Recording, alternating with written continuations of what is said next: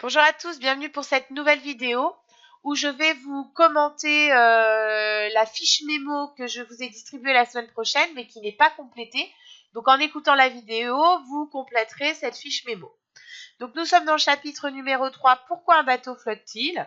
Et donc grâce aux expériences de la semaine dernière, nous avons mis en évidence une nouvelle force qu'on appelle la force d'Archimède et où on a pu voir un petit peu ses différentes caractéristiques. Donc, c'est une force qui, lorsque vous mettez un objet immergé dans un fluide, va apparaître cette nouvelle force qu'on appelle la force d'Archimède. Quand je dis fluide, j'entends liquide et gaz. D'accord? Donc, c'est valable dans les deux. Donc, cette force d'Archimède, on va la noter soit FA ou PA en fonction des exercices et elle va s'exprimer en newton. Le point d'application du centre de poussée C, c'est ni plus ni moins que le centre de gravité du fluide déplacé. Donc, autrement dit, c'est le centre de gravité du volume, le volume immergé. D'accord? Donc, vous prenez le centre de gravité et ça vous donne votre centre de poussée. Le centre de poussée. Donc, attention, ce n'est pas le même, à part si votre objet est totalement immergé. Dans ce cas-là, le centre de poussée et le centre de gravité, ça va être le même. Par contre, dans le cas où il n'y a qu'une partie qui est immergée, comme dans le bateau là, eh ben, on va prendre le centre de gravité que de la partie immergée. Donc cette force d'Archimède, nous avons déterminé les caractéristiques lors du TP aussi.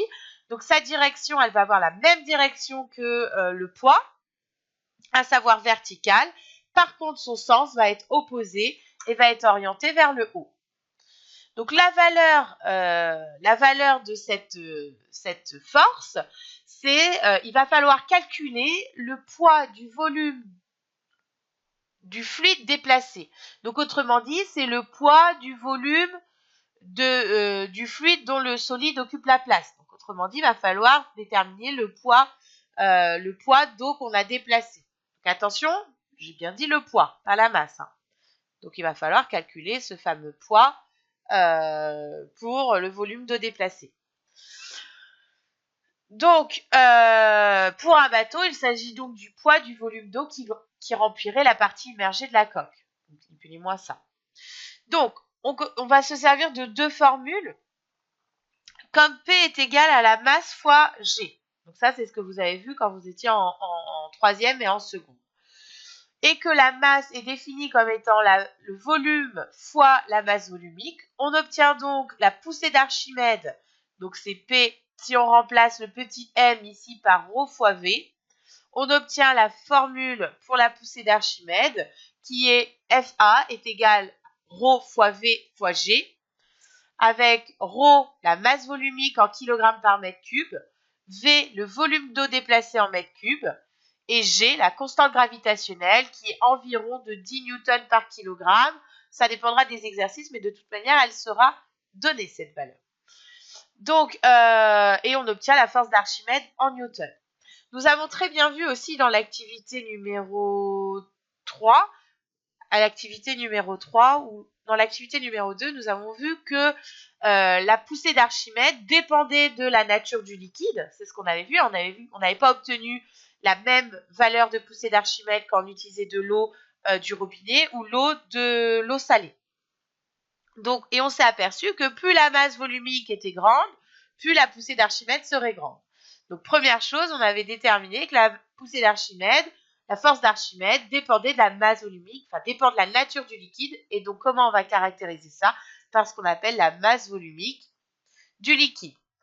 V, bah, ça dépend du volume déplacé. Effectivement, hein, quand on avait utilisé le plus petit solide, on a eu une poussée d'Archimède, d'un volume plus petit, on avait une poussée d'Archimède qui était moins importante. Et quand on a pris le solide qui était plus important, donc on avait pris la même masse hein, pour les deux solides, mais celui qui avait le volume le plus important déplaçait davantage d'eau et dans ce cas-là avait une force d'Archimède plus importante. Et G étant une constante, c'est pas ça qui va influencer sur si vous le faites sur la Terre, qui est de 9,81 environ, vous n'aurez pas de fluctuation de votre force d'Archimède. Tout dépend de où on se place. Donc voilà pour la valeur de la force d'Archimède. Donc formule à savoir appliquer à savoir appliquer et à connaître.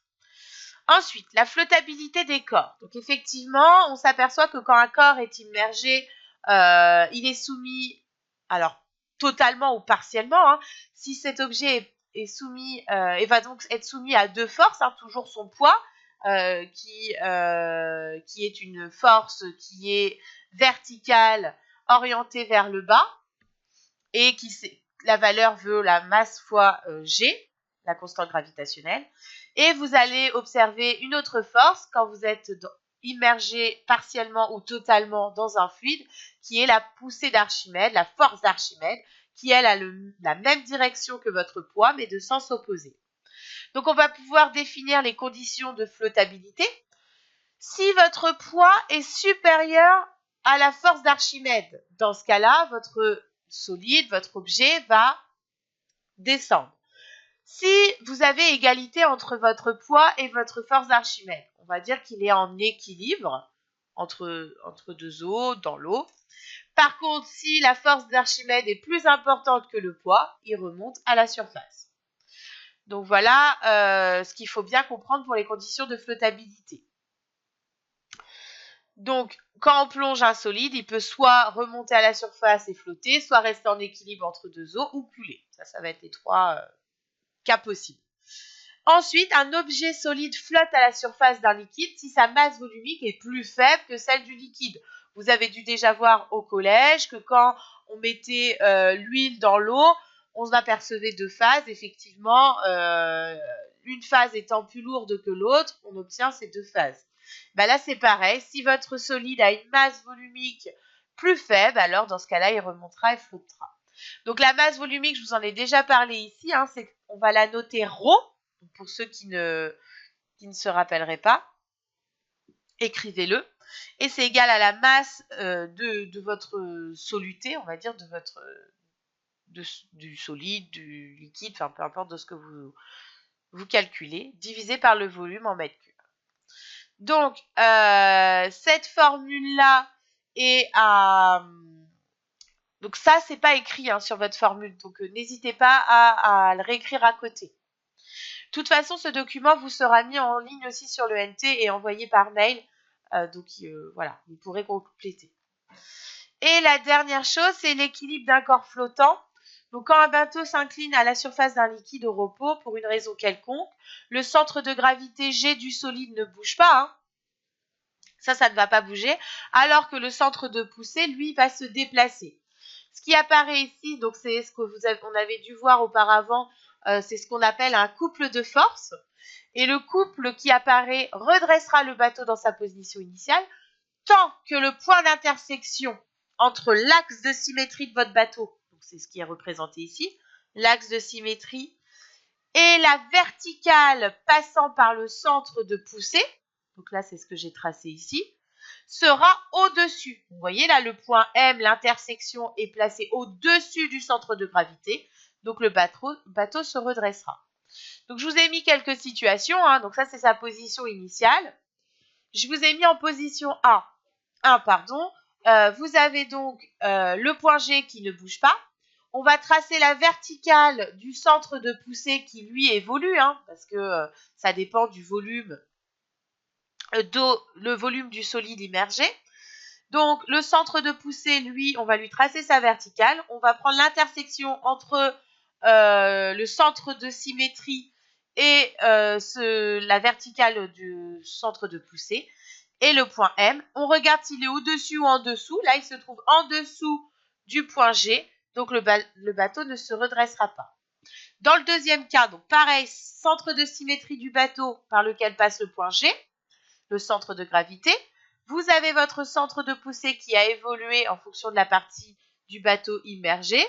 Et ensuite, je trace l'intersection entre ma verticale qui passe par le centre de poussée et le centre de symétrie. Le point M se trouve au-dessus du point G, donc le bateau se redressera. Donc voilà pour les conditions de flottabilité. Donc si vous avez des questions, donc voilà, je vous parle un petit peu des conditions de flottabilité. Ce qui est important de retenir, hein, c'est la force d'Archimède, comprendre que quand vous immergez un solide partiellement ou totalement dans un liquide, apparaît une nouvelle force qu'on appelle la force d'Archimède. savoir de quoi elle dépend. Elle dépend de la nature du liquide, mais aussi du volume d'eau déplacée, et connaître un petit peu ses caractéristiques et surtout les conditions de flottabilité d'un corps. Donc voilà, je reste à votre disposition si vous avez des questions, et je vous rappelle que vous avez vos exercices à faire pour la semaine prochaine. Très bonne semaine et à très bientôt pour une nouvelle vidéo.